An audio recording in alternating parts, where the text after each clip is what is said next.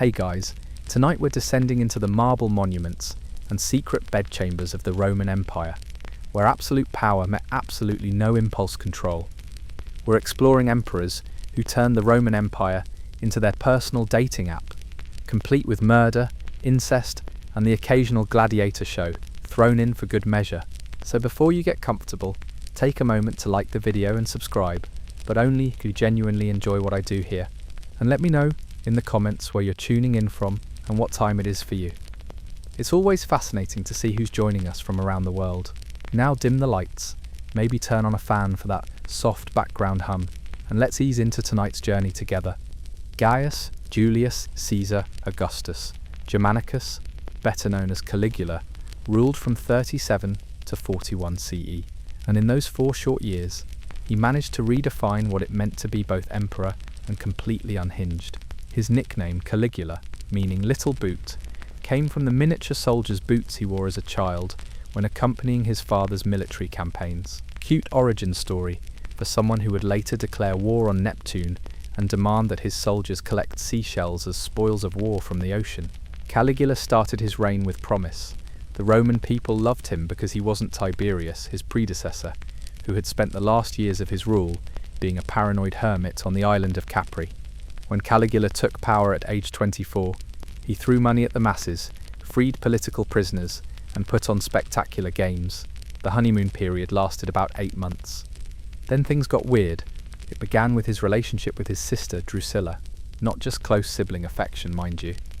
According to multiple sources, including the historian Suetonius, Caligula was having a full-blown sexual relationship with her, and this wasn't secret palace gossip. He flaunted it publicly, often appearing with her at state functions and treating her more like an empress than a sister. When she died suddenly in 38 CE, Caligula didn't just mourn her, he deified her, making her the first woman to be officially declared a goddess by the Roman state. His grief, however, quickly turned into something else entirely. He began claiming that Drusilla visited him from beyond the grave for romantic encounters. Palace servants reported finding him in deep conversation with empty rooms, and on more than one occasion he was discovered in what can only be described as compromising positions with her statue. That's not mourning, that's a supernatural restraining order waiting to happen. But Caligula's sexual appetites weren't limited to his deceased sister. He had a particular fondness for married women, especially the wives of senators. His technique was simple but effective. Invite the couple to dinner, openly flirt with the wife throughout the meal, then take her to a private room while the husband sat there eating his fish course in mortified silence. He would return later with detailed reviews of the woman's performance, often loud enough for the entire dining room to hear. One senator's wife, according to Cassius Dio, was so humiliated by Caligula's public commentary on her bedroom skills that she never appeared at court again.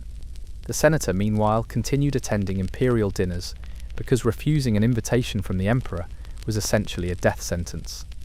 Roman politics was basically advanced emotional terrorism. Caligula also had an interesting relationship with his brother-in-law, Marcus Aemilius Lepidus.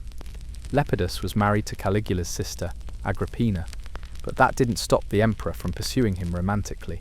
Ancient sources describe their relationship as unseemly and inappropriate, even by imperial standards, which, given the standards we're talking about, is saying something. When Lepidus was later executed for treason, some historians suggest it was as much about a lover's quarrel as it was about politics. The emperor's sexual appetites extended beyond the aristocracy. He reportedly kept a stable of gladiators for private entertainment, and not the fighting kind. Palace records show unusual payments to gladiator schools for extended private consultations, which sounds like ancient Rome's most expensive escort service. He also had a habit of appearing at public bathhouses unannounced, where he would proposition random citizens. Imagine trying to explain to your wife why the Emperor of Rome cornered you by the hot baths and asked if you were free Thursday evening. Perhaps most disturbing was his treatment of children.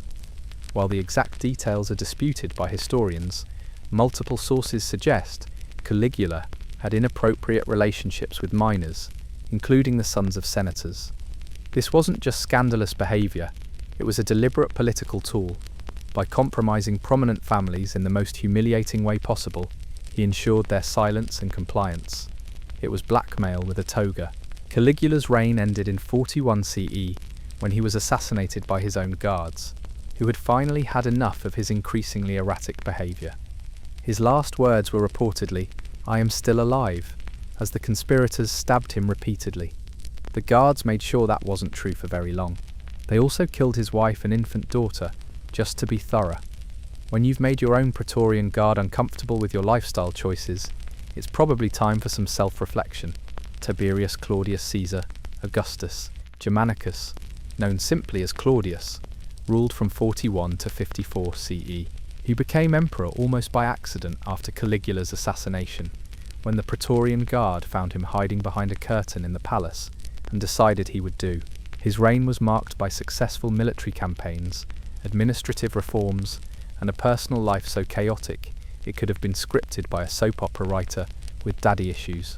Claudius had a stutter, a limp, and what modern doctors believe was some form of neurological condition that caused his head to shake and his hands to tremble. This made him seem like an unlikely candidate for emperor, but it also meant that previous rulers had largely ignored him, allowing him to survive palace purges that claimed other family members. Sometimes being underestimated is the best career move you can make. His romantic life, however, was where things got complicated. Claudius was married 4 times, and 3 of those marriages ended in ways that would make even modern divorce lawyers uncomfortable.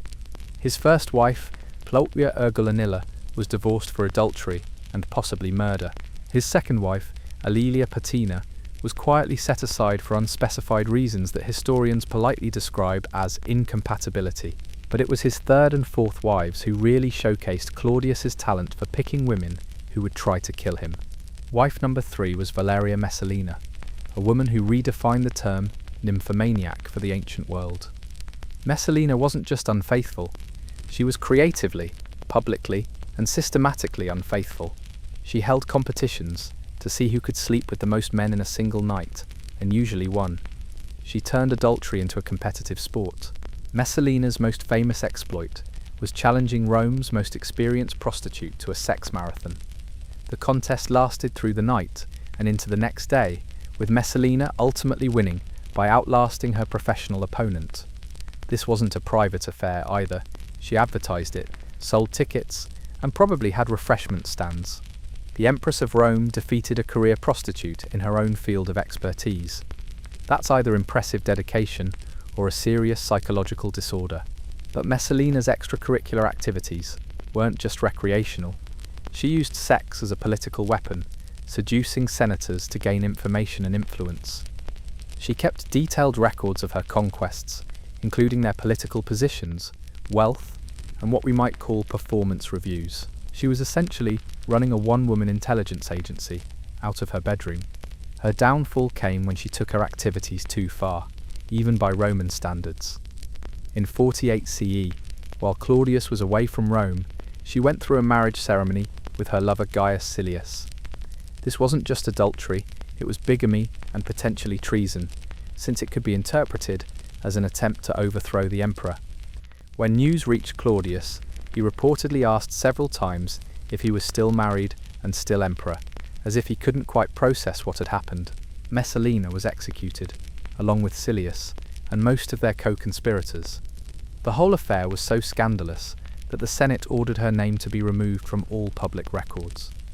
That's ancient Rome's version of getting cancelled, and it required actual chiselling. Claudius then married his niece, Agrippina the Younger, in 49 CE. To make this legal, he had to convince the Senate to change the law prohibiting uncle-niece marriages. The fact that he could do this shows how much power Roman emperors had, and how little anyone was willing to tell them no about their personal lives. Agrippina was politically ambitious in ways that made Messalina look like a housewife. She was the mother of Nero from a previous marriage, and she wanted her son to inherit the throne. Claudius, however, had a son from his marriage to Messalina, named Britannicus, who was the more legitimate heir. This created a problem that Agrippina solved with typical Roman efficiency: poison. In 54 CE, Claudius died suddenly after eating a dinner prepared by Agrippina. Ancient sources suggest she used a poison made from mushrooms, administered by a food taster she had bribed. Claudius's last words were reportedly about needing to use the bathroom, which is both undignified and suspiciously consistent with mushroom poisoning. Agrippina immediately declared Nero emperor, and Britannicus conveniently died of illness shortly thereafter. Claudius's reign demonstrates an important lesson about Roman imperial politics. Marrying for love was dangerous, marrying for politics was deadly, and marrying your niece because she suggested it was probably not going to end well. His personal life was such a disaster that later emperors used him as an example of what not to do, which is saying something in a dynasty known for poor life choices. Nero Claudius Caesar Augustus Germanicus ruled from 54 to 68 CE, taking power at age 16 when his mother Agrippina successfully poisoned his predecessor and stepfather Claudius. Nero is remembered for many things, allegedly fiddling while Rome burned, persecuting Christians, and having one of the most spectacularly dysfunctional family life in imperial history. And that's a competitive category. Nero's first major romantic scandal involved his half-sister Claudia Octavia, whom he married for political reasons when he was just 15. This was a typical arranged marriage among Roman nobility, but Nero treated it like an inconvenient legal obligation. He reportedly never consummated the marriage, and instead spent his time pursuing other interests, including his male tutor, the philosopher Seneca, though this relationship was more intellectual than physical, according to most sources. The real drama began with Acte, a Greek freedwoman who became Nero's first serious love affair. Acte was beautiful, intelligent, and unfortunately for everyone involved, not suitable marriage material for an emperor. Roman law and custom prohibited emperors from marrying former slaves, no matter how charming they might be. But Nero didn't care about law or custom.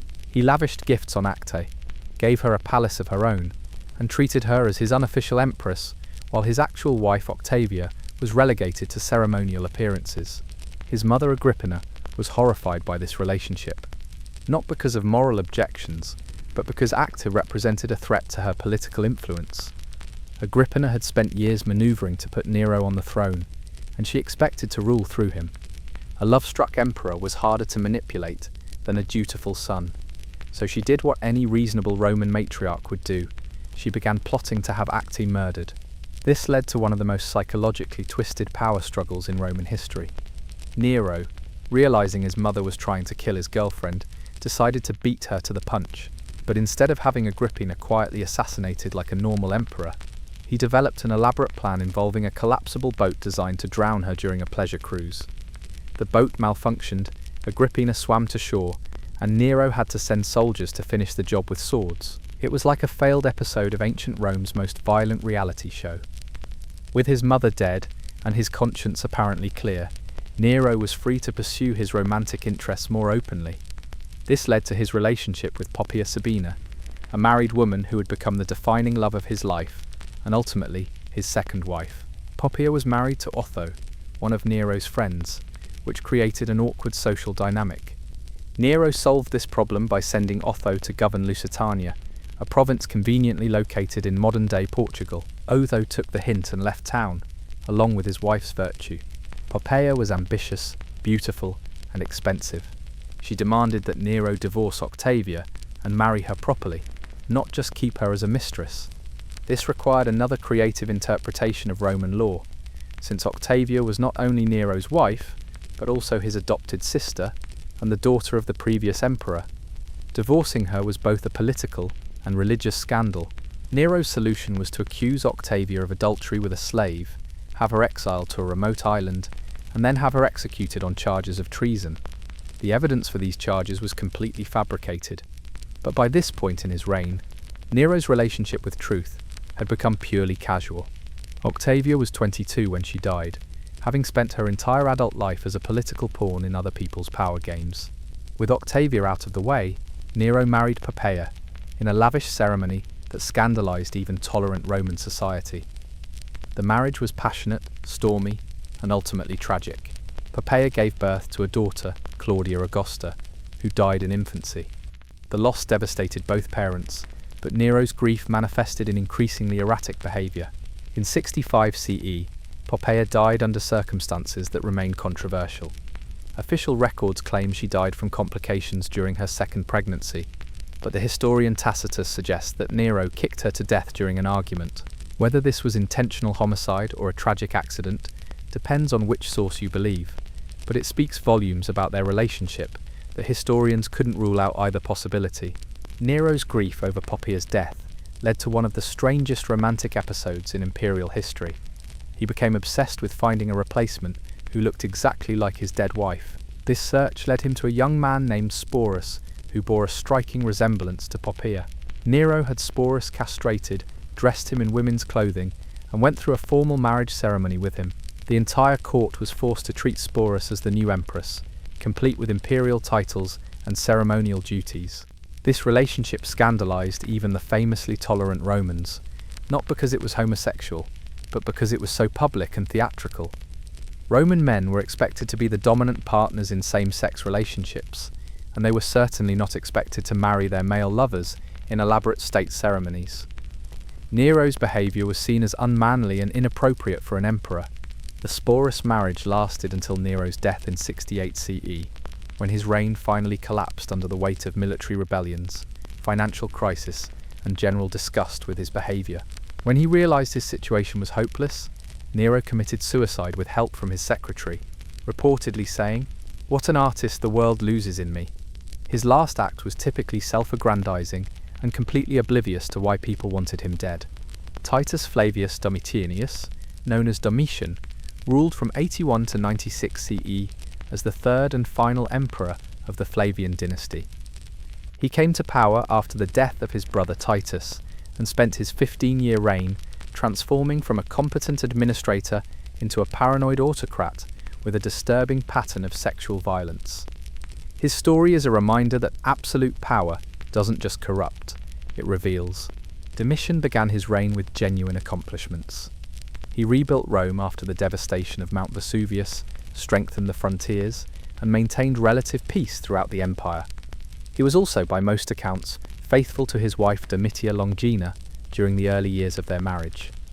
But power, time, and paranoia gradually corrupted what might have been a successful reign. The first signs of trouble appeared around 85 CE, when Domitian began developing an obsession with moral legislation. He reinstated laws against adultery that had been largely ignored for decades, and he began personally overseeing trials of accused adulterers.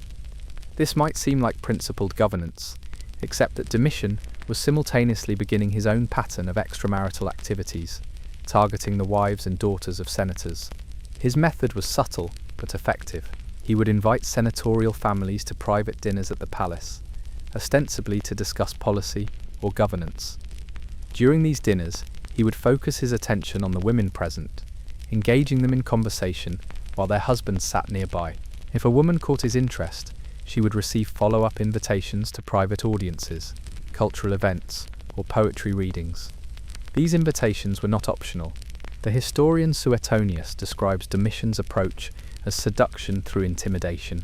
Women understood that refusing the emperor's attention could result in their husbands losing political positions, property, or even their lives, but accepting his advances meant betraying their marriages and families. It was a cruel trap that exploited the vulnerability of women in a male-dominated society. One particularly disturbing case involved the wife of a senator named Flavius Clemens. Domitian became obsessed with her after meeting her at a state dinner, and he began sending her gifts and poetry. When she tried to avoid his advances by claiming illness, he sent imperial physicians to examine her and declare her healthy. When she tried to leave Rome with her husband, Domitian recalled Clemens to mandatory service in the capital. The woman eventually submitted to his demands, but the psychological pressure drove her to a nervous breakdown that lasted for months. Domitian's predatory behavior wasn't limited to adult women. Several sources suggest that he had inappropriate relationships with young girls, including the daughters of senators, and even some of his own relatives. These allegations are difficult to verify, but they appear consistently in multiple ancient sources, suggesting a pattern of behavior rather than isolated incidents.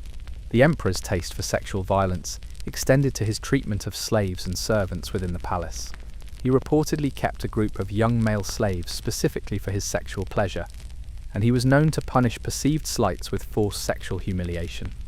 Palace staff learned to avoid being alone with him, and many requested transfers to other imperial properties to escape his attention.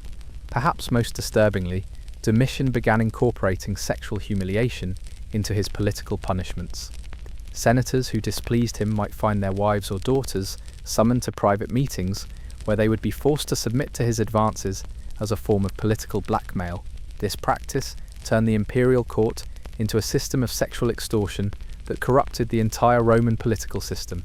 His relationship with his wife Domitia Longina deteriorated as his behaviour became more extreme. She reportedly tried to leave him in 83 CE after learning about his affairs, but he refused to grant her a divorce and threatened to have her executed for abandonment. She remained in the marriage, but lived in effective isolation within the palace, appearing at public functions, but maintaining minimal private contact with her husband. The situation became so intolerable that even Domitian's closest advisors began plotting against him. His sexual violence had created a network of enemies that included not only his victims, but also their families, their friends, and anyone who witnessed his behaviour. The conspiracy that eventually killed him in 96 CE included members of his own household staff, people who had personally witnessed his cruelty. Domitian was assassinated in his bedroom by a group that included his wife's steward, several palace freedmen, and a senator whose daughter had been one of the emperor's victims. The irony was perfect. A man who had used sexual violence as a tool of political control was killed by people whose lives he had destroyed through that same violence. His death was followed by a damnatio memoriae, an official erasure of his name and achievements from public records. But more tellingly, the Senate immediately passed legislation providing support for the women and families who had been victimized during his reign. It was an acknowledgement that sexual violence had been used as a systematic tool of oppression under his rule. Marcus Aurelius Commodus Antoninus ruled from 177 to 192 CE, initially as co-emperor with his father Marcus Aurelius, and then as sole ruler after his father's death in 18 CE. He represents the end of the Pax Romana and the beginning of the crisis of the 3rd century. But more immediately relevant to our purposes, he represents what happens when unlimited power meets unlimited narcissism and a complete disconnection from reality. Commodus inherited one of the most stable and prosperous empires in history, and he managed to nearly destroy it in just 12 years through a combination of neglect, violence, and sexual excess that made previous emperors look restrained by comparison. His reign was marked by paranoia, extravagance, and a level of self-indulgence that would have been embarrassing in a private citizen and was catastrophic in an emperor. Unlike some of his predecessors, Commodus wasn't particularly interested in pursuing married women or engaging in complex romantic intrigues.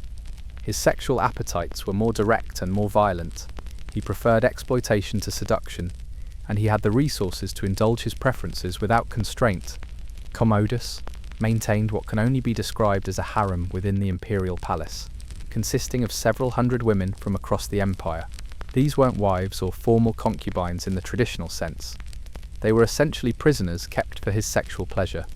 Women were kidnapped from their families, purchased from slave markets, or taken as gifts from provincial governors eager to curry favour with the emperor. The conditions within this harem were horrific, even by the standards of ancient slavery. Women who resisted Commodus's advances were tortured, and those who tried to escape were executed publicly as examples to the others.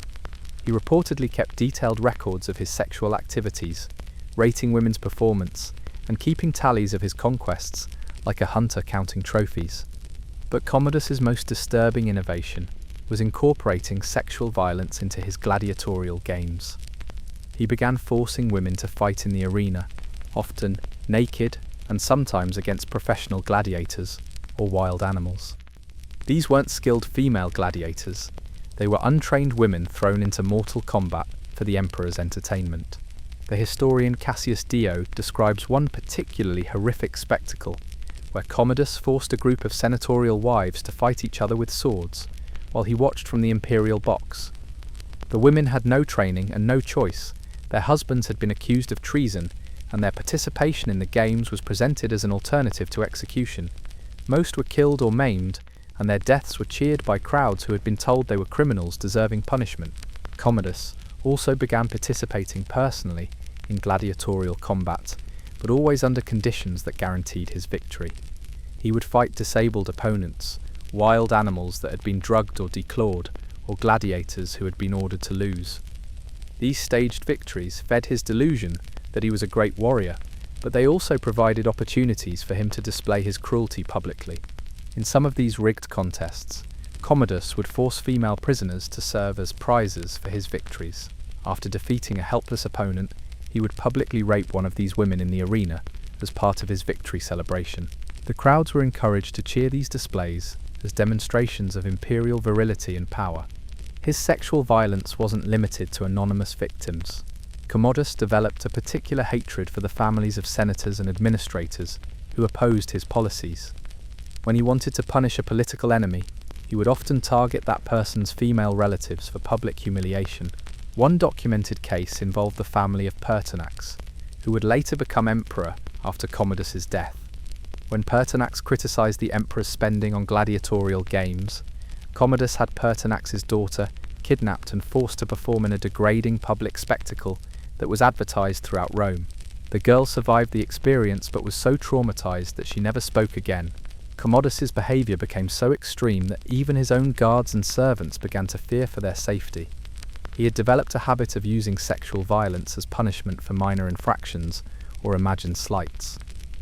A servant who spilled wine might be sodomized in front of the entire court. A guard who yawned during a ceremony might have his wife or daughter summoned for public humiliation. By 1902 CE, the situation had become completely unsustainable.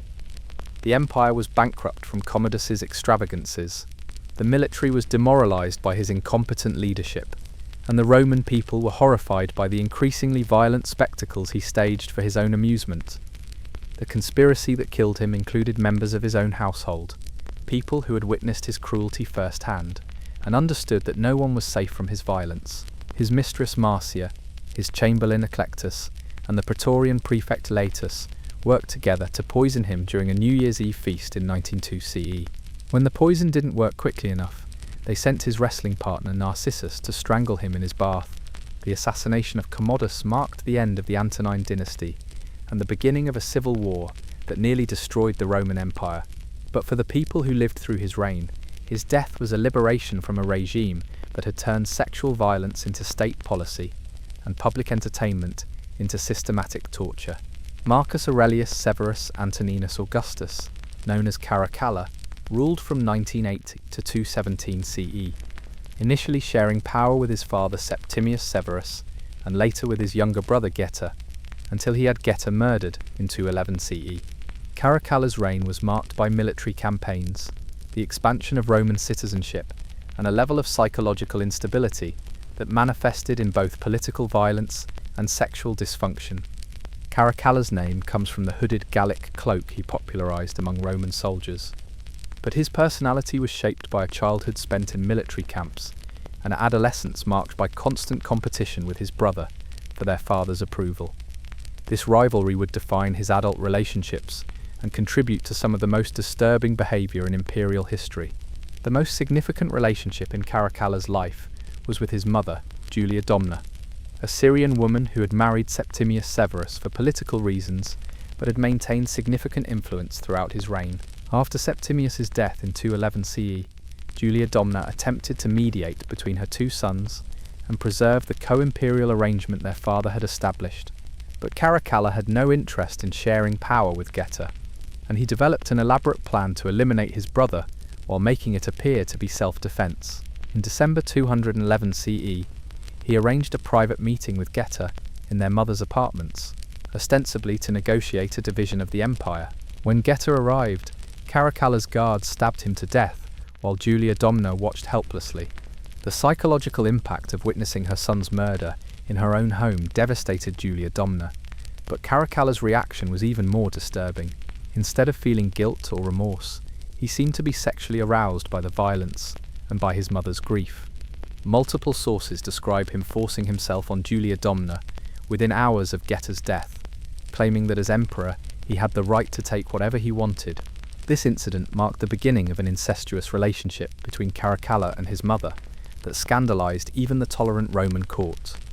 Unlike previous imperial sexual scandals that had been primarily political in nature, this relationship appeared to be driven by genuine psychological pathology. Caracalla seemed to derive pleasure not just from the sexual act, but from the power dynamic and the violation of social taboos. Julia Domna, trapped by circumstances and traumatized by her son's murder, had little choice but to submit to Caracalla's demands. She remained in the palace and continued to fulfill ceremonial duties as imperial mother, but court observers noted that she appeared increasingly withdrawn and showed signs of what we would now recognize as severe depression. The relationship became public knowledge when Caracalla began appearing with his mother at state functions in ways that suggested romantic rather than familial connection. He would seat her beside him rather than in the traditional position for imperial mothers, touch her inappropriately during public ceremonies, and make comments about her beauty that no son should make about his mother. Foreign ambassadors and visiting dignitaries reported being deeply uncomfortable with the obvious sexual tension between emperor and mother during official meetings. Some diplomatic correspondence from the period describes the Roman court as corrupt beyond measure and offensive to natural order, language that was rarely used in formal diplomatic communications.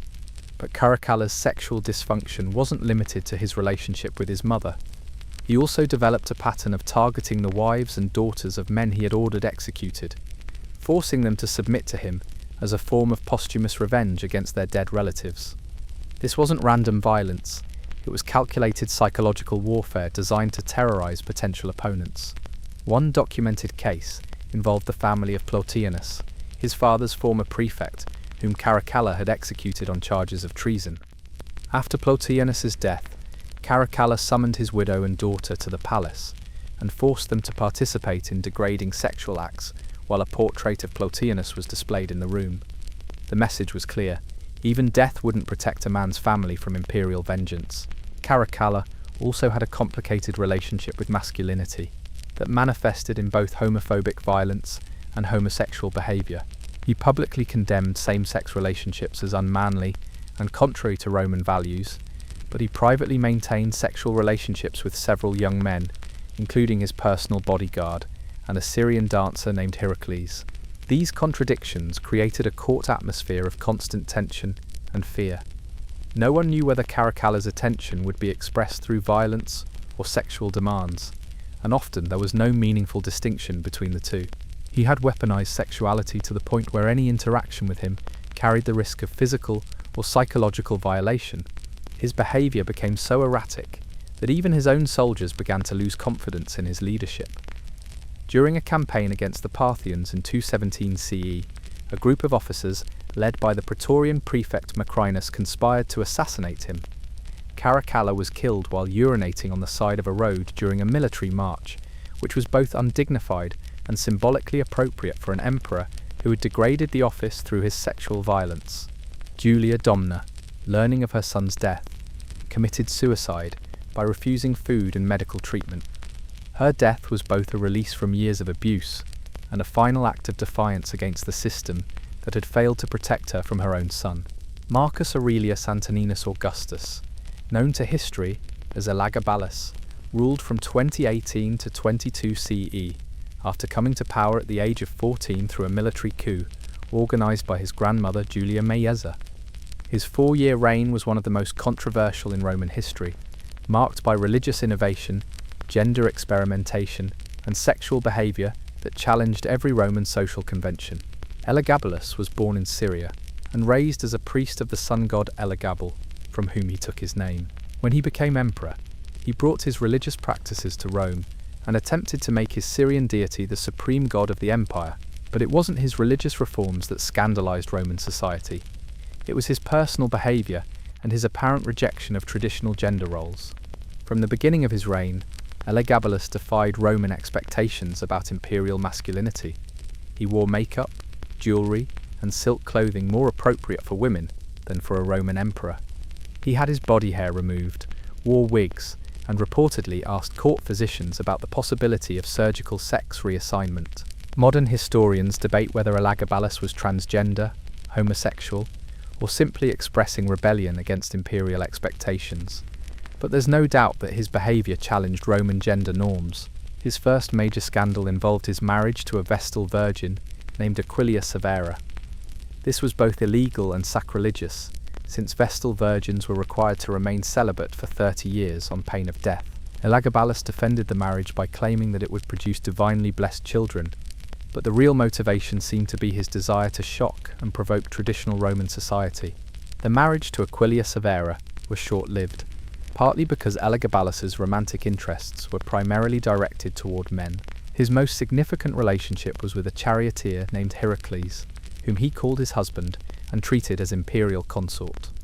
This relationship was conducted openly, with Heracles receiving gifts, titles, and ceremonial honors typically reserved for an empress. But Elagabalus's relationship with Heracles was complicated by his simultaneous marriage to multiple other people, including at least 2 other men and several women.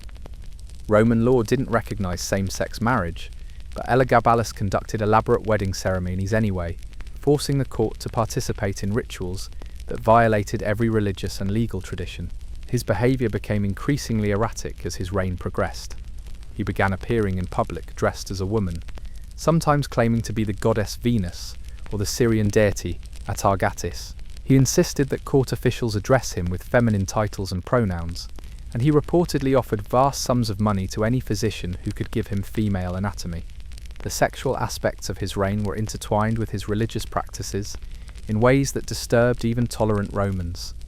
His worship of Elagabalus involved rituals that included sexual acts performed in public, orgies conducted in temple settings, and the display of genitalia as religious symbols.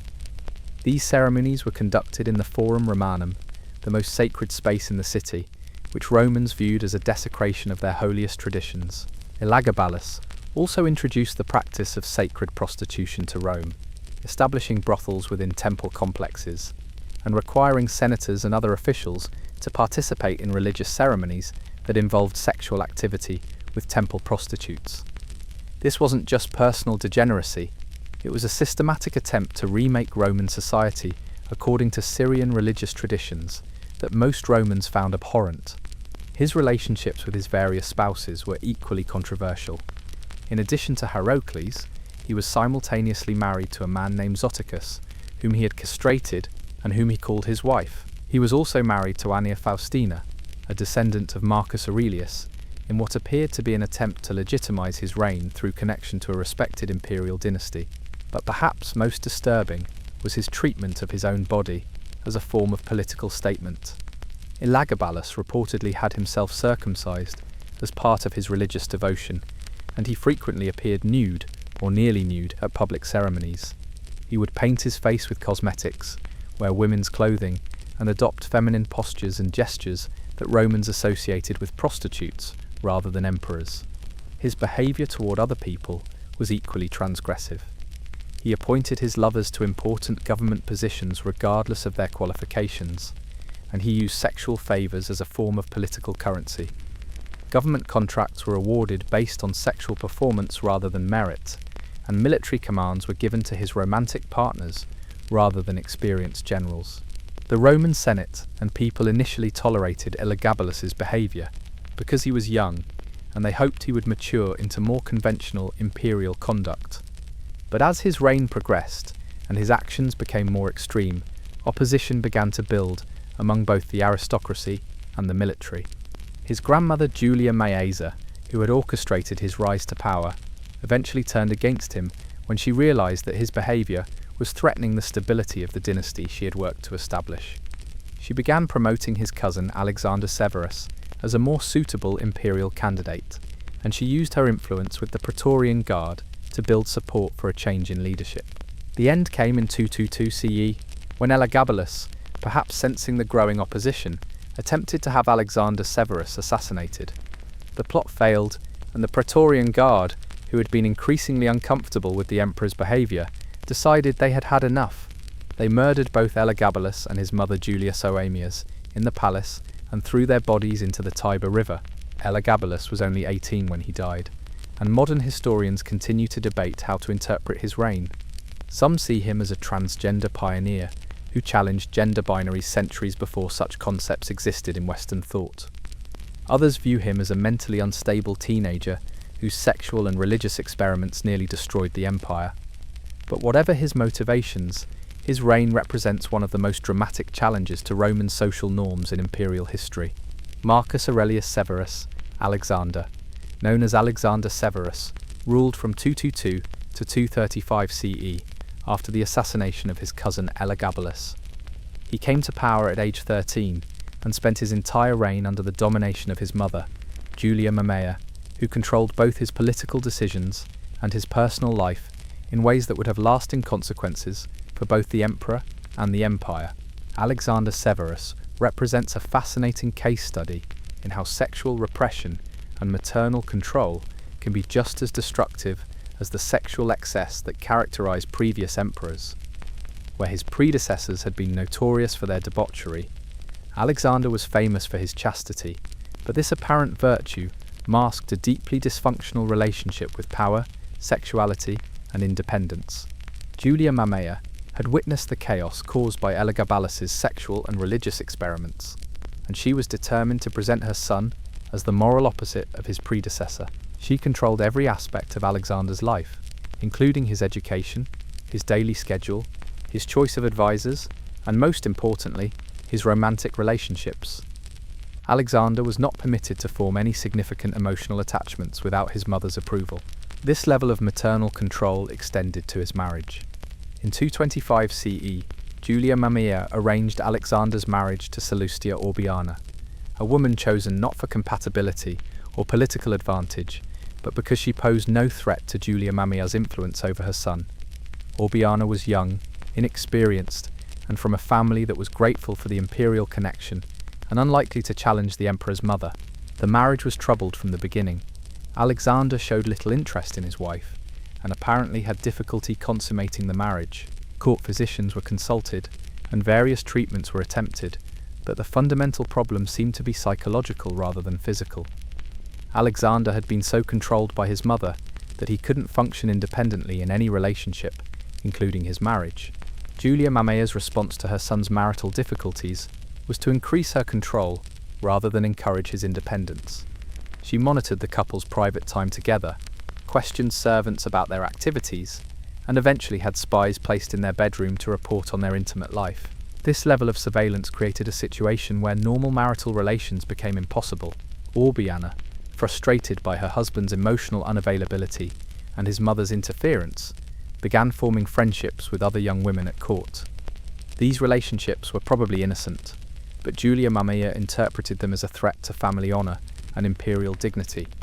She accused Orbiana of conducting lesbian affairs, and used this as justification for having her exiled to Libya in 227.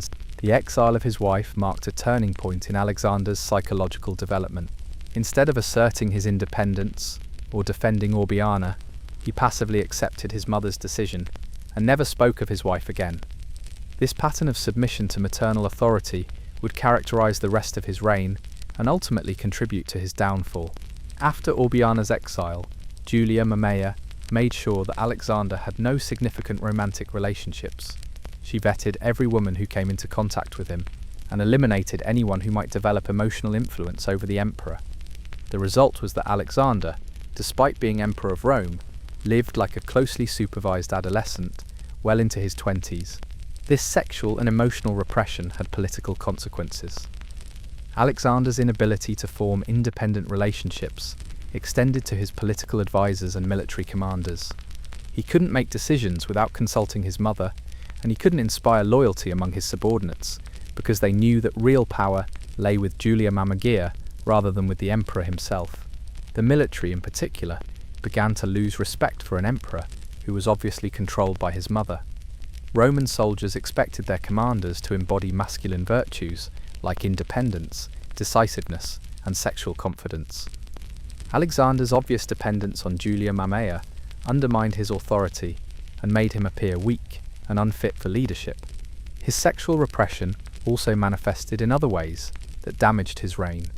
He became obsessed with moral legislation, passing laws against adultery, prostitution, and various forms of sexual behavior that previous emperors had tolerated or ignored. These laws were seen as hypocritical, coming from someone who couldn't manage his own personal relationships.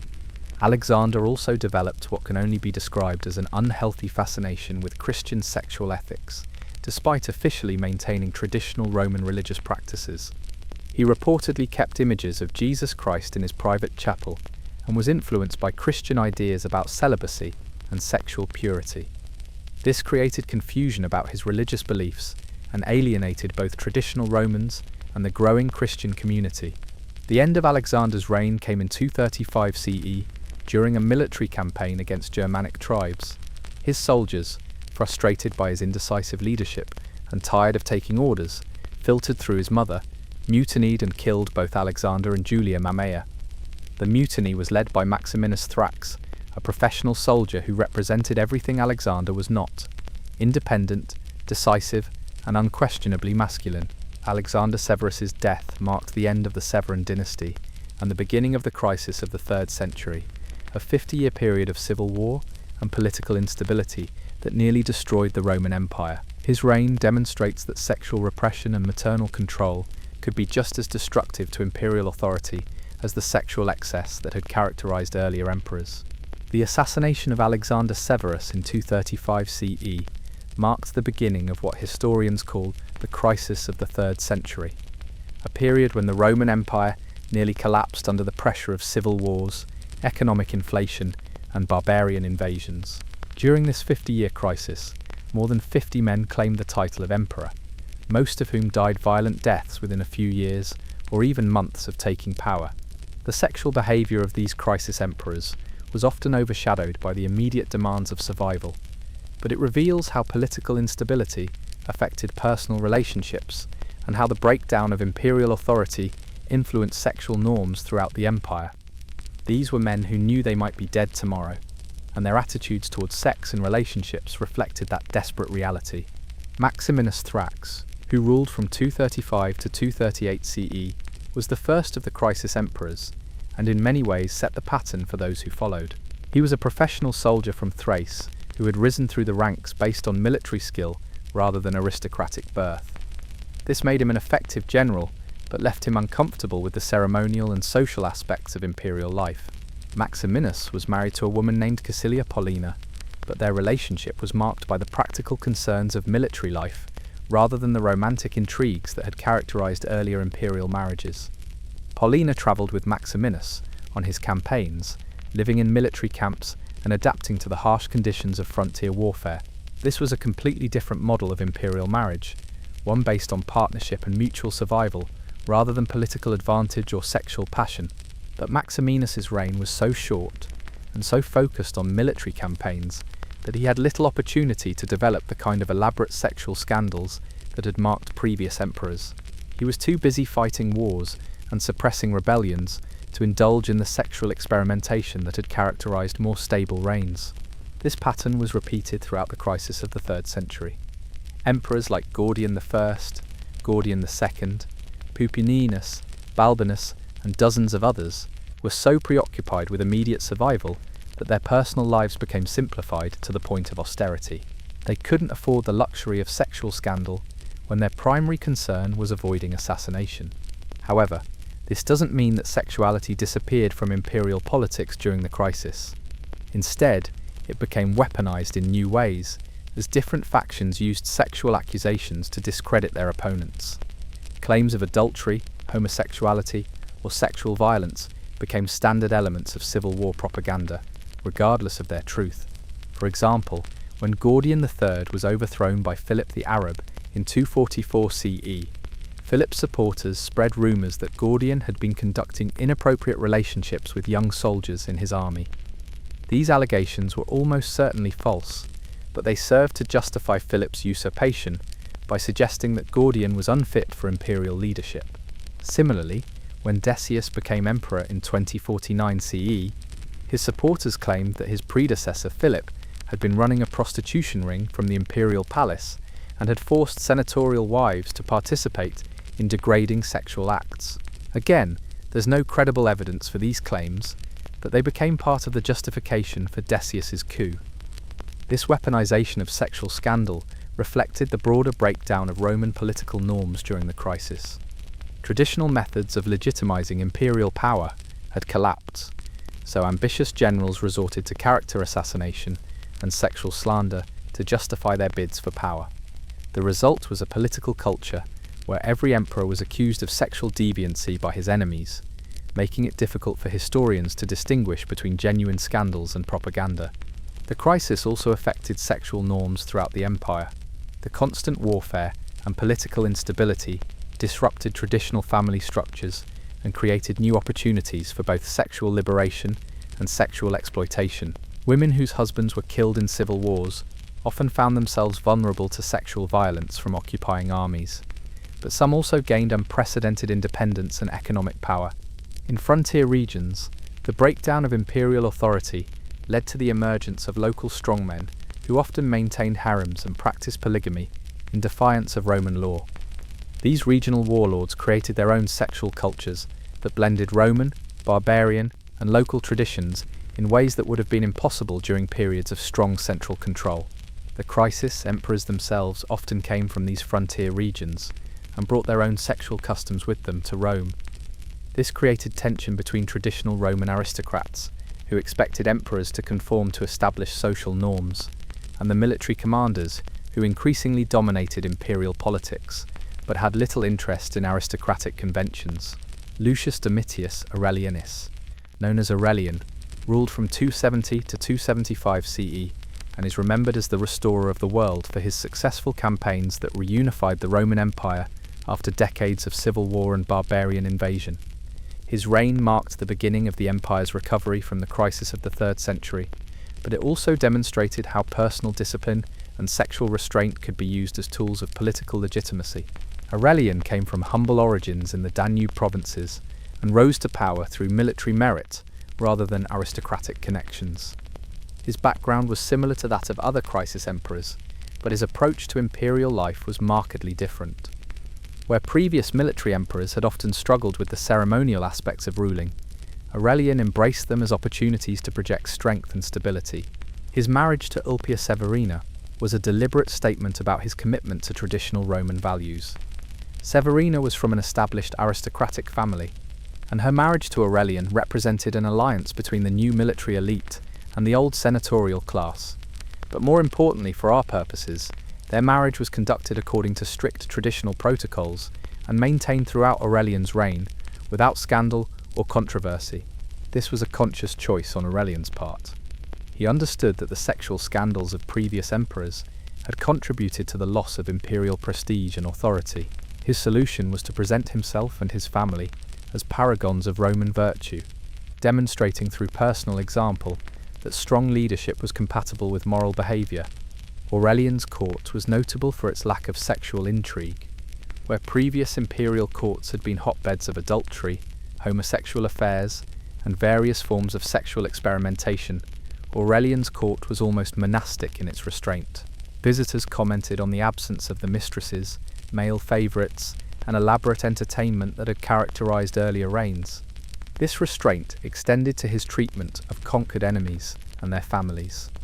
When Aurelian defeated Queen Zenobia of Palmyra in 272 CE, he could have followed the precedent set by earlier emperors and taken her as a concubine or subjected her to sexual humiliation. Instead, he treated her with respect, allowed her to retire to a villa near Rome, and ensured that her children were educated and provided for. Similarly, when he recaptured Gaul from the breakaway Gallic Empire, he resisted the opportunity to claim the wives and daughters of defeated rebels as spoils of war. This restraint was unusual enough to be noteworthy. Most Roman generals, including previous emperors, had considered sexual access to conquered women to be one of the traditional rewards of victory. Aurelian's sexual restraint was part of a broader program of moral and religious reform designed to restore confidence in imperial authority. He promoted the worship of Sol Invictus, the unconquered sun, as a unifying imperial cult that emphasized discipline, order, and moral purity. This religious program was explicitly designed to contrast with the religious innovations and sexual excesses of earlier emperors. His legislation also reflected his commitment to traditional sexual morality. He passed laws strengthening marriage bonds, restricting divorce, and punishing adultery.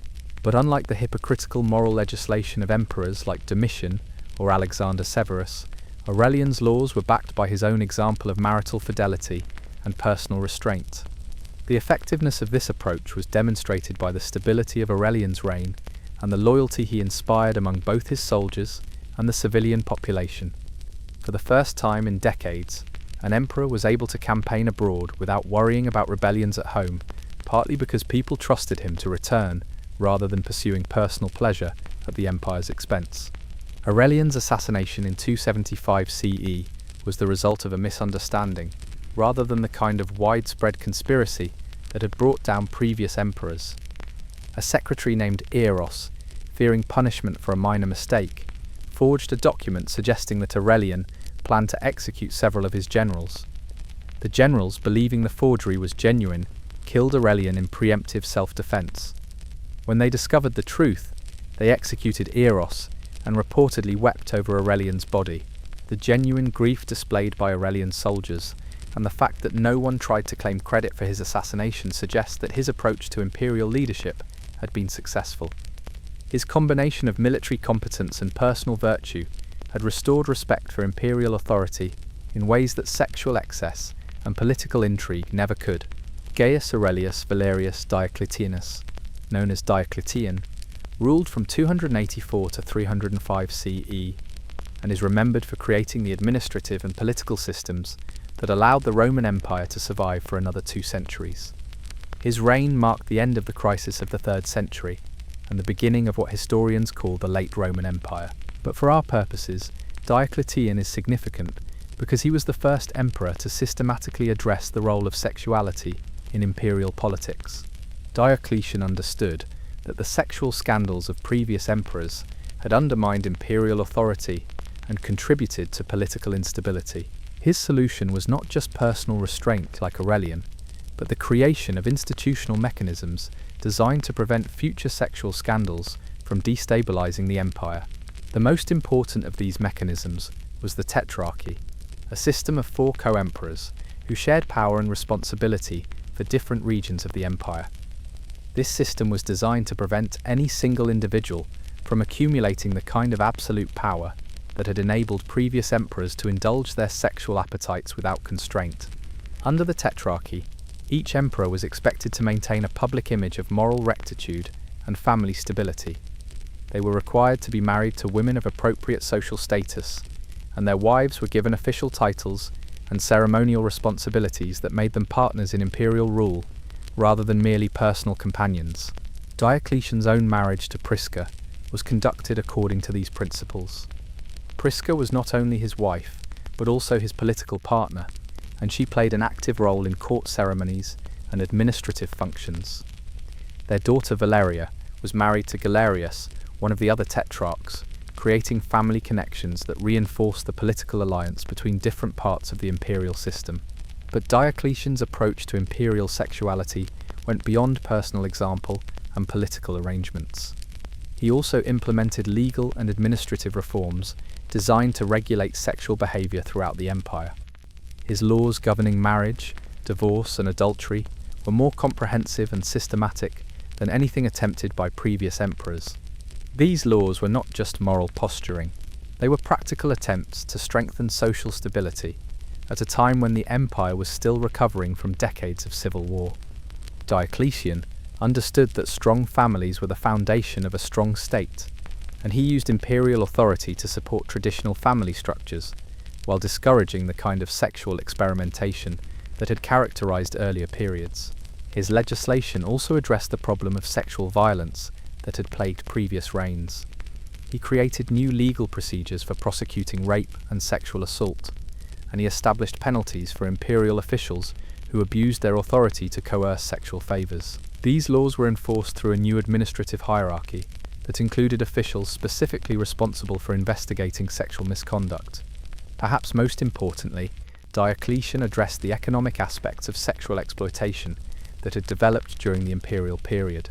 He regulated the slave trade to prevent the kind of mass kidnapping for sexual purposes that had characterized reigns like that of Commodus, and he established legal protections for women and children that had been largely absent from earlier Roman law.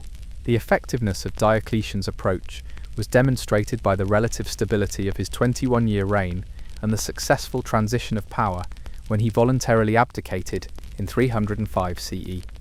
This was the first peaceful imperial succession in over 50 years, and it was made possible partly by the institutional mechanisms he had created to regulate imperial behavior.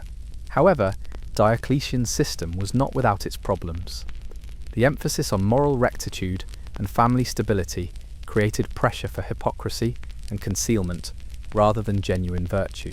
Some of his successors, like Constantine, would struggle with the gap between public expectations and private reality. The Tetrarchy also created new opportunities for sexual scandal by multiplying the number of imperial families and creating complex webs of marriage alliances that could be destabilized by adultery or other sexual misconduct.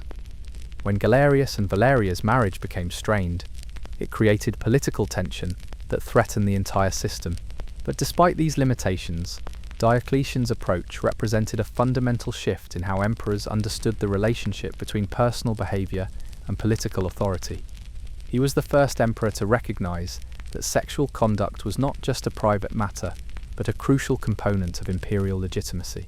Flavius Valerius Constantinus, known as Constantine the Great, ruled from 306 to 337 CE, and is remembered primarily for legalizing Christianity and founding Constantinople.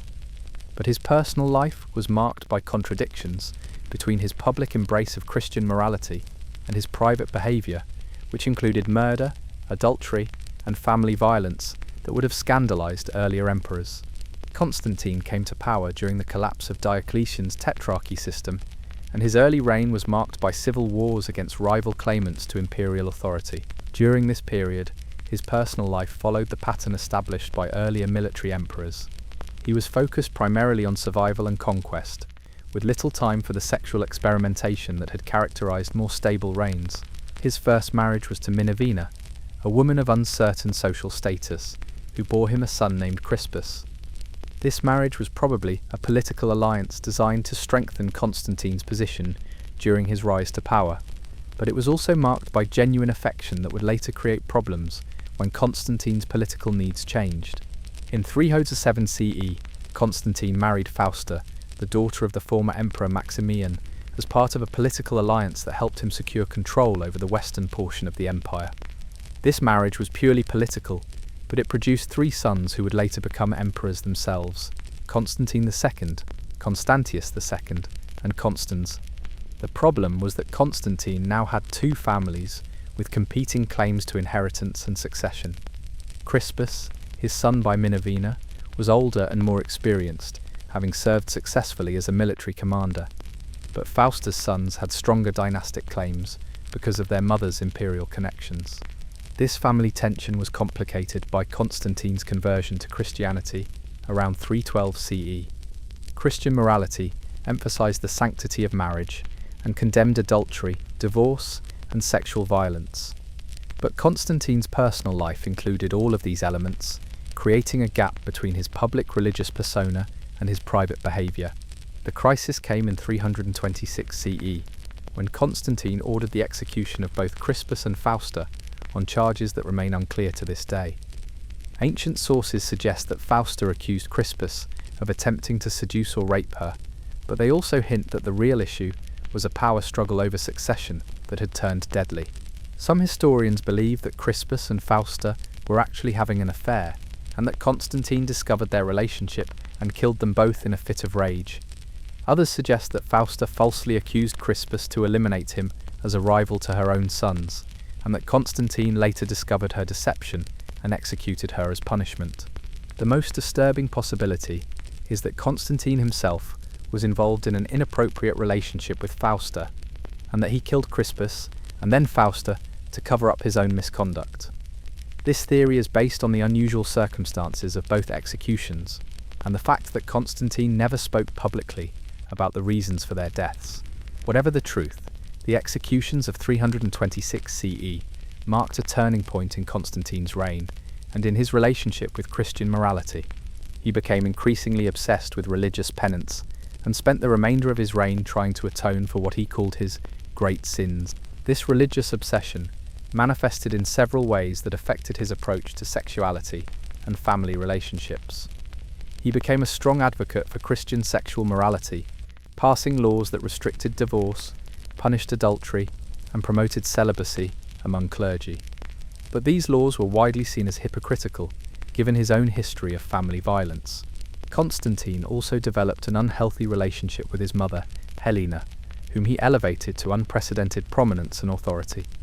Helena was given the title Augusta and allowed to conduct independent political and religious activities, including her famous pilgrimage to the Holy Land. But court observers noted that Constantine's devotion to his mother bordered on the obsessive and suggested psychological compensation for his treatment of his wife and son. His later years were marked by increasing paranoia about sexual misconduct among his subordinates and family members. He conducted investigations into the private lives of senators and governors, and he passed laws making adultery a capital crime. This persecution of sexual misconduct was seen as projection of his own guilt and contributed to the climate of fear that characterized the late Constantine period. Constantine's sexual legacy was complicated by his establishment of Christianity as the dominant religion of the empire. Christian sexual morality, with its emphasis on celibacy, marriage fidelity, and sexual restraint, became the official standard for imperial behavior. But Constantine's own failure to live up to these standards created lasting tension between Christian ideals and political reality. His death in 337 CE was followed by a civil war between his surviving sons that nearly destroyed the empire he had worked to unify. This conflict was partly about political succession, but it was also about the competing claims to moral legitimacy that his complex family relationships had created. As we near the end of our journey through the bedchambers and brothels of imperial Rome, it's worth considering how the sexual behavior of emperors contributed to the eventual collapse of the Western Roman Empire. While barbarian invasions, economic crisis, and administrative breakdown were the immediate causes of Rome's fall, the loss of imperial prestige and authority created by centuries of sexual scandal played a significant role in undermining the foundations of imperial rule. The pattern is clear when we look at the entire imperial period from Augustus to the fall of Rome. The most successful emperors, like Augustus, Trajan, Hadrian, and Diocletian, were those who understood that personal behavior was inseparable from political authority. They may not have been paragons of virtue, but they were careful to present themselves as embodying the values they expected from their subjects. The least successful emperors, like Caligula, Nero, Commodus, and Elagabalus, were those who used imperial power to indulge their sexual appetites without regard for the political consequences.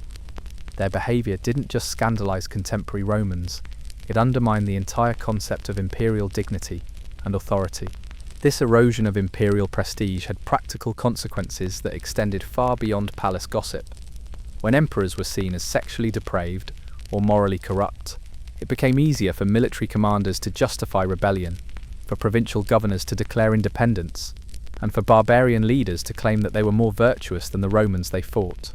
The crisis of the 3rd century, when the empire nearly collapsed under the pressure of civil wars and invasions, was partly a consequence of this loss of imperial legitimacy. When dozens of military commanders could plausibly claim to be more worthy of imperial power than the current emperor, the result was constant warfare that exhausted the empire's resources and made it vulnerable to external enemies. Even the reforms of Diocletian and Constantine, which temporarily stabilized the empire, couldn't fully restore the prestige that had been lost through centuries of sexual scandal. The conversion to Christianity represented an attempt to establish new sources of imperial legitimacy, but it also acknowledged that the old Roman traditions had been irreparably damaged. The barbarian leaders who eventually conquered the Western Roman Empire understood this dynamic and used it to their advantage. They presented themselves as moral reformers who would restore virtue and stability to regions that had been corrupted by Roman decadence. This message resonated with populations that had witnessed generations of imperial sexual excess. Alaric, Attila, Genseric, and other barbarian leaders were careful to present themselves as family men who respected traditional values and protected women and children. This contrast with the reputation of Roman emperors made them attractive to many subjects of the empire who were tired of being ruled by sexual predators and moral degenerates. The Eastern Roman Empire, which survived for another 1,000 years after the fall of the West, did so partly because it successfully reformed imperial sexual behavior. Byzantine emperors were expected to be faithful husbands and devoted Christians, and those who violated these expectations were quickly removed from power. This Eastern Roman success story demonstrates that the sexual behavior of rulers was not just a moral issue, but a practical political concern. Empires that could regulate the sexual conduct of their leaders were more stable and successful than those that couldn't.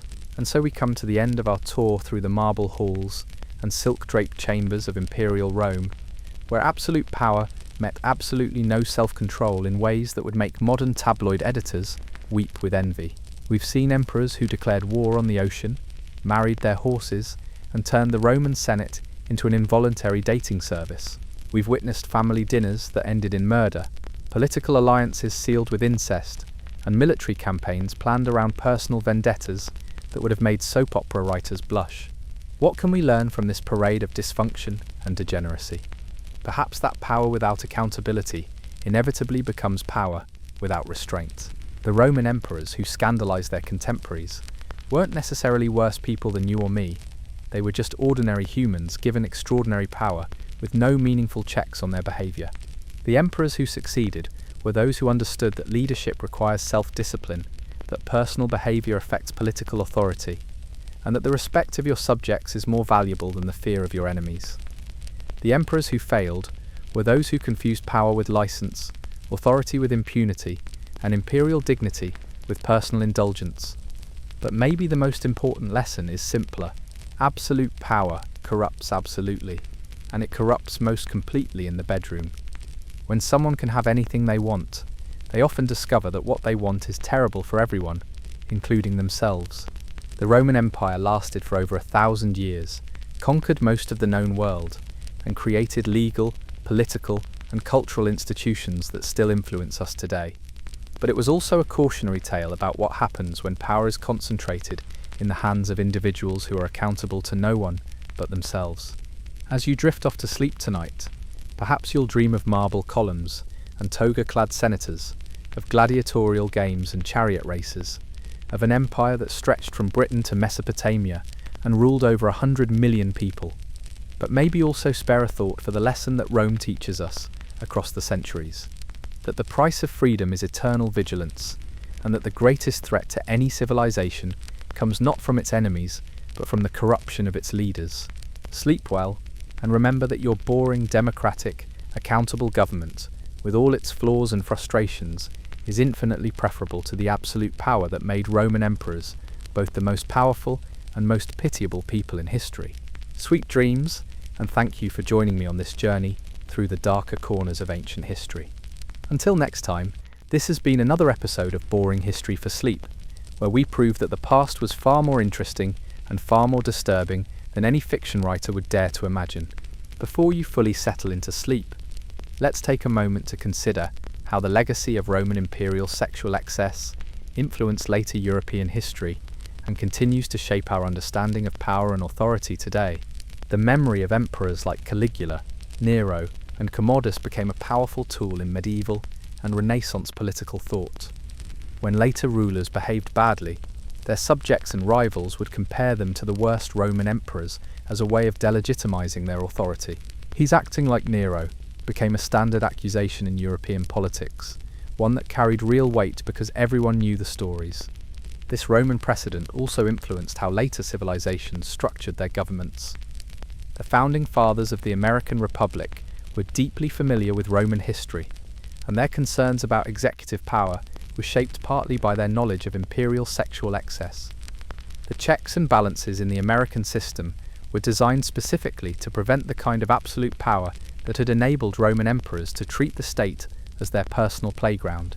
Even today, when we see powerful leaders accused of sexual misconduct, we're witnessing an echo of patterns that were established in ancient Rome. The connection between sexual behavior and political authority that we've explored tonight isn't just ancient history, it's a recurring theme in human politics that continues to play out in modern democracies. The Roman emperors showed us that power and sex are intimately connected, that personal behavior affects public authority, and that leaders who abuse their positions for sexual gratification inevitably undermine the institutions they're supposed to protect. These lessons remain relevant whether we're talking about ancient Rome or contemporary politics, but perhaps most importantly, the Roman emperors remind us that the people who seek power are often the least suitable to exercise it responsibly.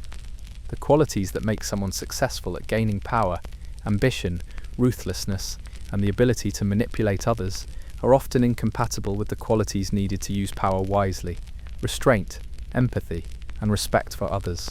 This is why institutional constraints on power are so important, and why the Roman example of unlimited imperial authority serves as such a powerful cautionary tale. When we create systems that allow individuals to act without accountability, we shouldn't be surprised when they act badly. As you drift off to sleep, surrounded by the comfort and security of a system with democratic accountability, constitutional limits on power, and legal protections for individual rights, remember that these things aren't natural or inevitable. They're the product of thousands of years of human experience with power and its abuses. The Roman emperors gave us many things: roads, laws, literature, and architecture that still influence our world today. But perhaps their greatest gift was the negative example of what happens when power is not properly constrained. Their sexual excesses and political failures taught later generations how not to organize a government, and their legacy continues to inform our understanding of power and its proper limits. So as you close your eyes and let sleep take you, spare a final thought for those long-dead emperors whose personal failures became public lessons. Their scandals echo down through the centuries, not just as entertaining stories, but as warnings about the eternal human tendency to confuse power with license, authority with impunity, and leadership with self-indulgence. In the end, the most perverted thing about the Roman emperors wasn't their sexual behavior, it was their perversion of power itself. And that's a lesson that remains as relevant today as it was 2,000 years ago in the marble halls of imperial Rome. Good night, sleep well, and remember that the price of freedom is eternal vigilance against those who would turn public office into private pleasure. But our journey through imperial sexual dysfunction doesn't end with Constantine. The later Roman Empire, both east and west, continued to produce rulers whose personal lives would have made their predecessors proud, or perhaps horrified, depending on your perspective. These later emperors often get overlooked in popular history, overshadowed by the more famous scandals of the early empire, but they deserve their moment in our catalogue of imperial misbehaviour. Flavius Valentinianus, known as Valentinian I, ruled the Western Roman Empire from 364 to 375 CE. He was a competent military commander and effective administrator, but he was also a man whose sexual appetites were inextricably linked to his legendary violent temper. Valentinian's rages were so intense that he literally died from one in 375 CE, suffering what appears to have been a stroke during a diplomatic meeting that had angered him. But it wasn't just his temper that was violent. Valentinian had a pattern of using sexual violence as a tool of intimidation and control that made even hardened Roman soldiers uncomfortable. He kept a collection of pet bears that he had trained to kill prisoners, and he reportedly used the threat of being fed to these bears to coerce sexual favours from both men and women. His wife Justina was initially attracted to his reputation as a strong military leader, but she quickly discovered that his strength manifested as brutality in their private relationship. Court records suggest that Valentinian physically abused Justina throughout their marriage, and that he forced her to participate in sexual acts with other people while he watched. This wasn't the consensual group activities that some earlier emperors had enjoyed. This was systematic sexual humiliation designed to maintain psychological control. Valentinian also had a disturbing habit of combining sexual activity with violence in ways that created lasting trauma for his partners. He would become sexually aroused during public executions and would often demand immediate sexual gratification afterward.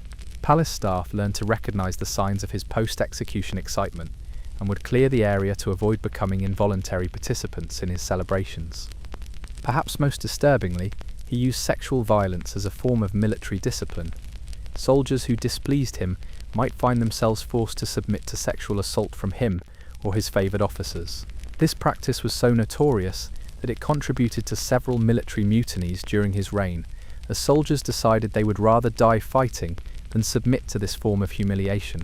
Flavius Claudius Julianus, known as Julian the Apostate, ruled from 361 to 363 CE, and is remembered primarily for his attempt to restore traditional Roman religion and reverse the Christianization of the empire.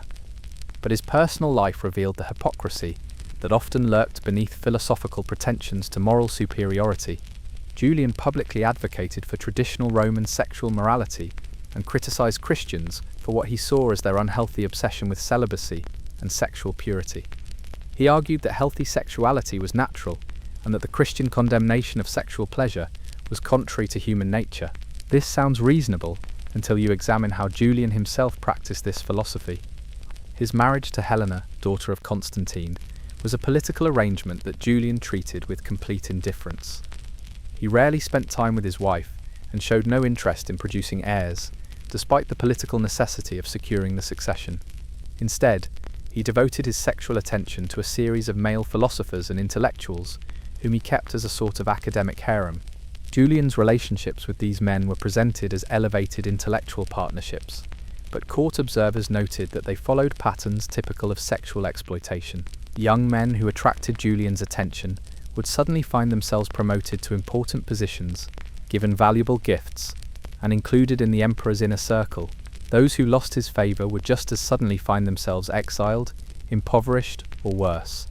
The most documented case involved a young Neoplatonist philosopher named Maximus of Ephesus, who became Julian's closest advisor and apparent lover. Maximus was given unprecedented access to imperial decision-making and accumulated vast wealth through his relationship with Julian. But when Julian died in 363 CE, during his campaign against Persia, Maximus was immediately arrested by Julian's successor and executed on charges of corruption and influence peddling. Julian's hypocrisy extended to his treatment of women within his court.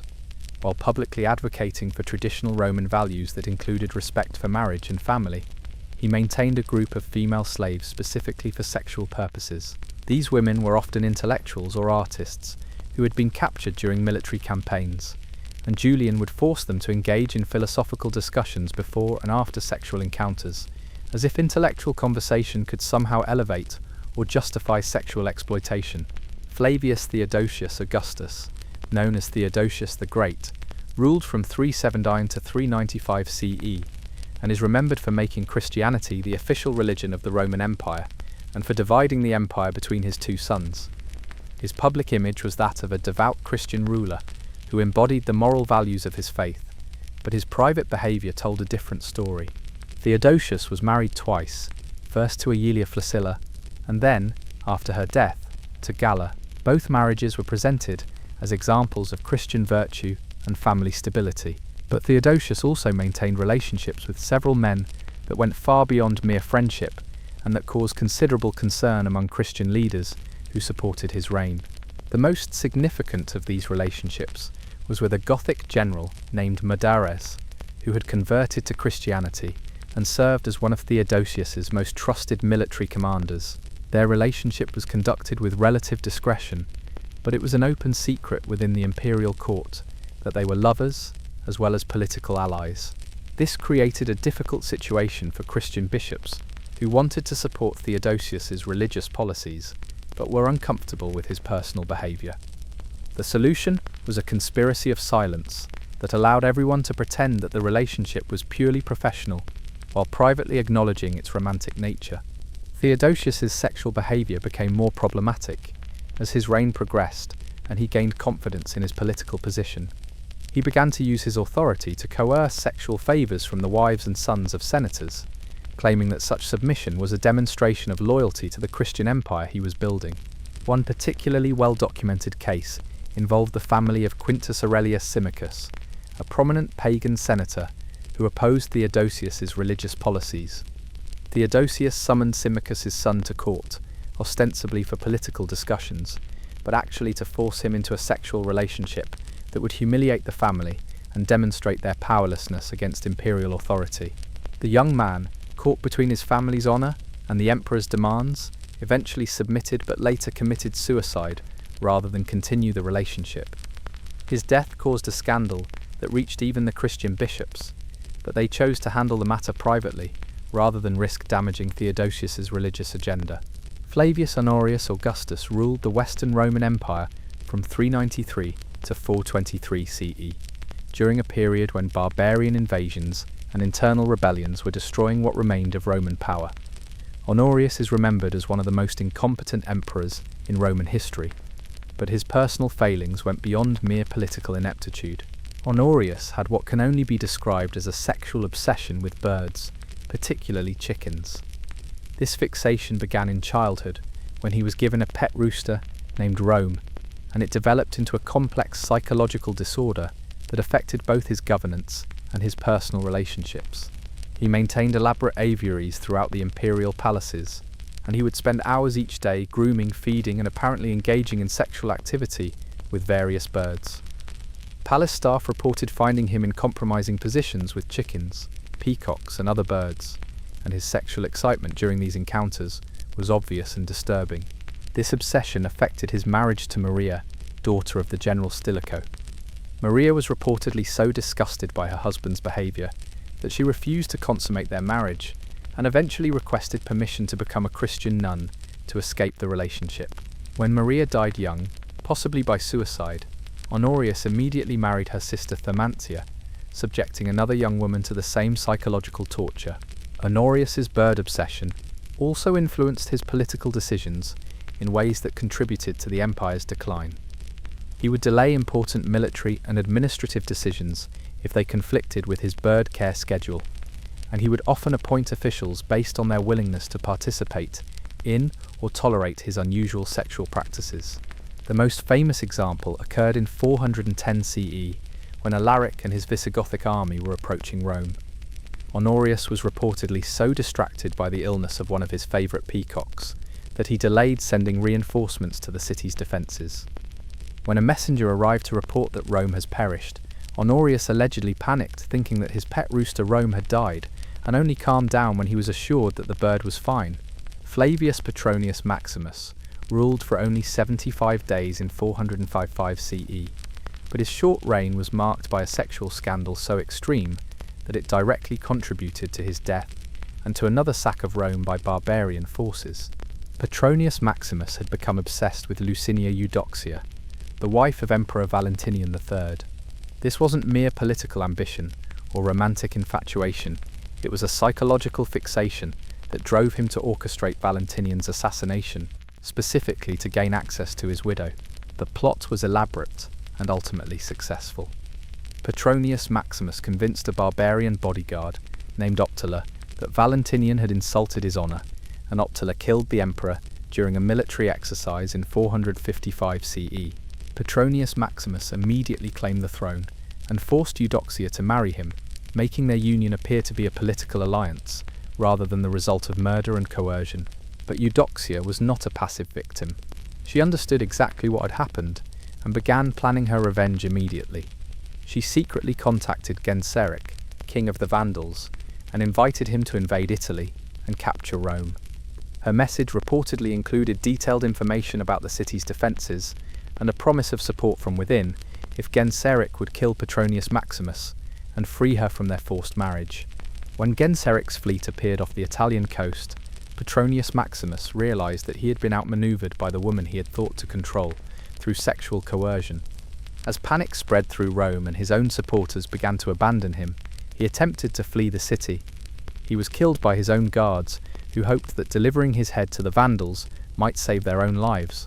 The second sack of Rome that followed was partly a direct result of Petronius Maximus's sexual obsession and his failure to understand that forcing a woman into marriage through murder and intimidation was likely to create a deadly enemy rather than a compliant wife. In the Eastern Roman Empire, which would become the Byzantine Empire, sexual scandal took on different forms, but remained a persistent feature of imperial politics. The most famous example is the relationship between Emperor Justinian I and his wife Theodora, which scandalized contemporary observers and continues to fascinate historians today. Theodora's background was so notorious that Justinian had to change imperial law to marry her. She had been an actress and prostitute in Constantinople's entertainment district, and according to the historian Procopius, she had performed in explicitly sexual stage shows that shocked even the tolerant audiences of Byzantine theatre. But Theodora was not just a reformed prostitute who married above her station. She was a brilliant political operator who used her sexual past as a source of power rather than shame. She understood how men thought about sex and power, and she manipulated those assumptions to build a network of influence that extended throughout the empire. Her relationship with Justinian was genuinely romantic. But it was also a political partnership that transformed the Byzantine Empire. Theodora influenced legal reforms that improved the status of women. She played a crucial role in religious policy, and she effectively served as co-ruler during Justinian's reign. But their partnership also included elements that would have scandalized earlier Romans. Theodora maintained relationships with both men and women that went beyond political alliance, and she used sexual blackmail and coercion as tools of statecraft. She kept detailed records of the sexual activities of senators, bishops, and other officials, and she used this information to ensure their loyalty to Justinian's policies. The couple also engaged in what can only be described as sexual theatre, designed to demonstrate their power over others. They would force visiting dignitaries to witness intimate moments between them, and they would use sexual humiliation as a form of diplomatic pressure. Foreign ambassadors reported being deeply uncomfortable with the sexual displays they were required to observe during official ceremonies.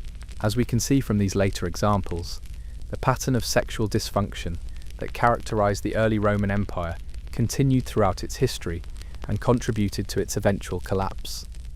The later emperors may not have achieved the spectacular notoriety of Caligula or Nero, but their sexual behavior was just as destructive to imperial authority and social stability.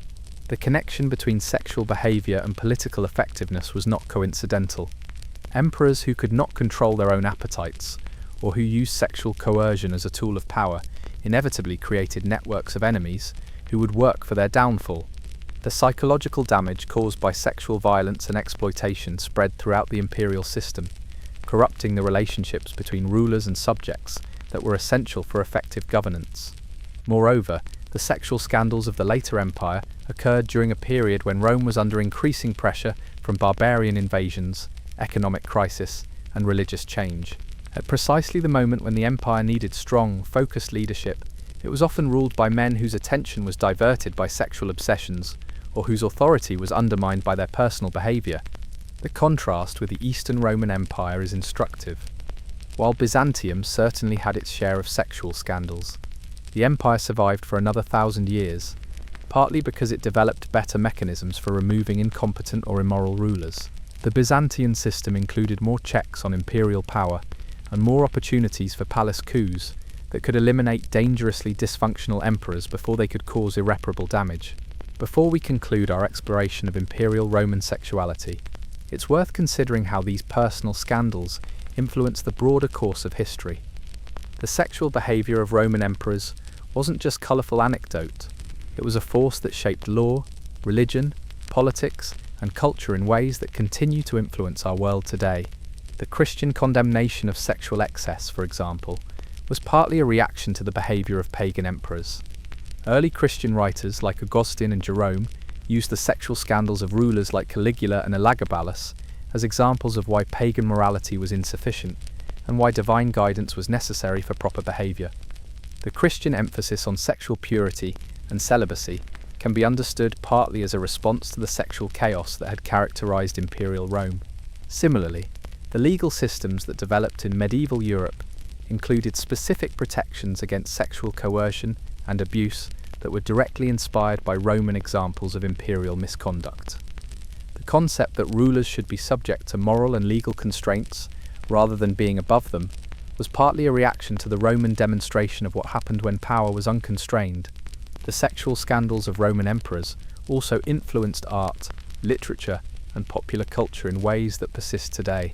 The image of the depraved Roman emperor became a standard archetype in Western literature, appearing in works from Shakespeare to modern Hollywood films. This archetype serves as a warning about the corrupting influence of power and the importance of moral leadership. But perhaps most importantly, the Roman example taught later civilizations that sexual behavior and political authority are intimately connected, and that societies ignore this connection at their peril. The personal conduct of leaders matters not just for moral reasons, but for practical political ones. Leaders who abuse their sexual authority inevitably undermine their political legitimacy and create instability that can destroy entire civilizations. This lesson remains relevant in our contemporary world, where sexual scandals continue to bring down political leaders and where the behavior of those in power continues to influence public trust in institutions. The Roman emperors, in all their scandalous glory, remind us that some things about human nature and political power never change. As we reach the true end of our journey through the bedchambers and brothels of imperial Rome, we're left with a fundamental question. Why did so many emperors, given unlimited power and resources, choose to use that power for sexual exploitation and personal gratification rather than for building lasting achievements?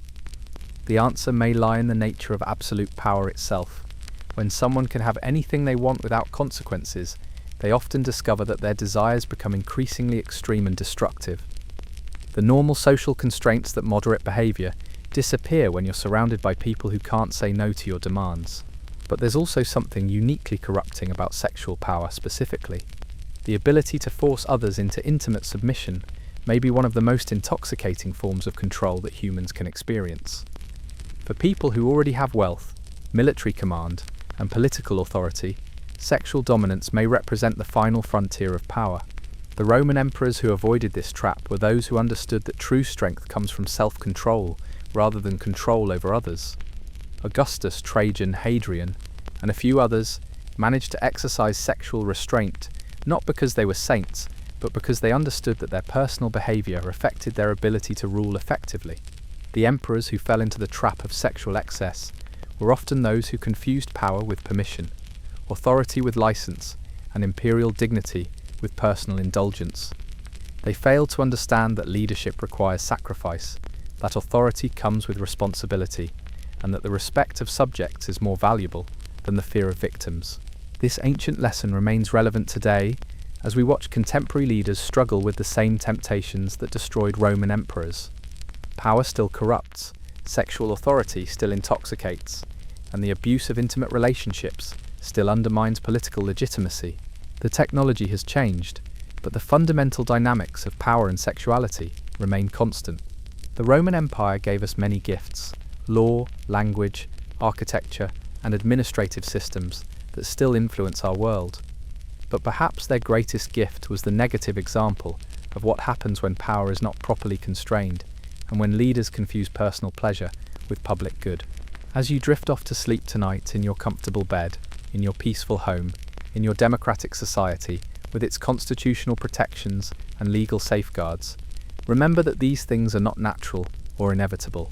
They are the product of thousands of years of human experience with power and its abuses, lessons learned partly from the spectacular failures of Roman emperors, who thought that absolute power meant absolute freedom.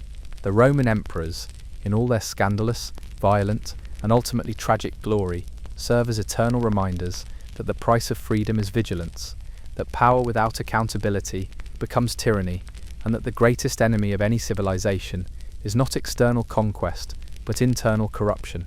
Sleep well, secure in the knowledge that your boring, accountable, constitutional government, for all its flaws and frustrations, is infinitely preferable to the glittering despotism that ruled Rome for 1,000 years.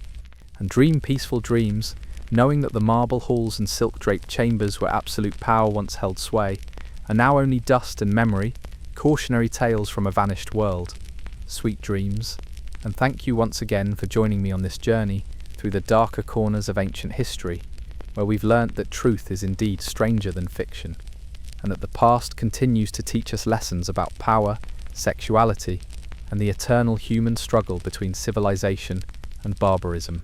Good night, and may your dreams be filled with wisdom rather than power, love rather than domination, and peace rather than the endless, exhausting struggle for control that consumed so many of the men whose stories we've shared tonight.